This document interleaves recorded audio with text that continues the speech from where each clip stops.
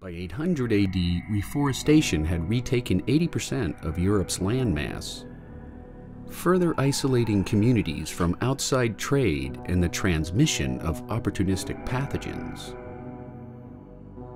By 1000 AD, Europe began to experience a robust resurgence in population, rising to 75 million by the year 1300. Cities became dangerously overcrowded, and with that crowding came filth and rodent infestation. Outside trade began to flow like a recently opened aqueduct, renewing a vital pathway for infectious disease transmission. With near 100% certainty, the great pestilence was bubonic plague, caused by transmission of the Yersinia pestis bacteria from rats to humans, borne by the Xenopsilla Cheops flea. Black Death most likely originated in Central Asia, migrating to the Black Sea in 1346, where it decimated the Tartars as they fought with Italian Christian merchants in the Crimea. In the first known example of biological warfare, the Tartars catapulted plague-riddled corpses over the citadel walls, causing an outbreak of plague among the Christians trapped within. When the Italians finally managed to escape the Tartars, the disease went with them into the Mediterranean, causing catastrophic epidemics in Messina and Genoa, before spreading out like tentacles across the European continent. Environmental chaos may also have factored into the spread of bubonic plague. Volcanic eruptions in Italy, major floods in France and Germany, earthquakes in Austria and Italy, a tidal wave in Cyprus, locust swarms in Poland. Tree ring analysis indicates that the early 14th century was one of the most environmentally turbulent periods in the last 2,000 years.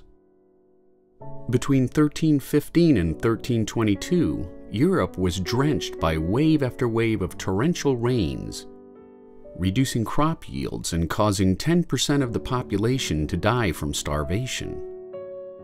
Environmental upheaval drove remote clans of wild rodents into human settlements in search of food, and with them rode the Xenopsilla Cheops flea.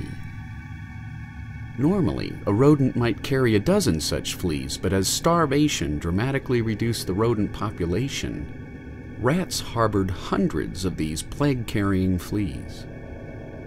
Sanitation and hygiene further set the stage for disaster, creating a fertile atmosphere for Y. pestis bacilli transmission.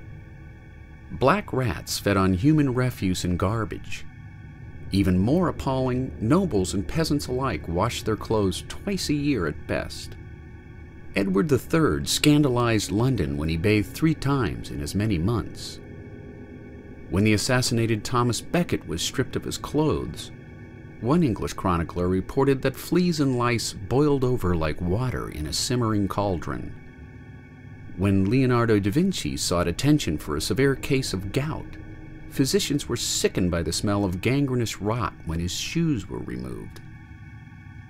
As plague darkened the European continent, humans understandably sought to root out its causes. Artists have left us with images, music, and literature of late medieval plague, death, and decay. The skull and crossbones, the horsemen of the apocalypse, the grim reaper and the danse macabre, Boccaccio's Decameron.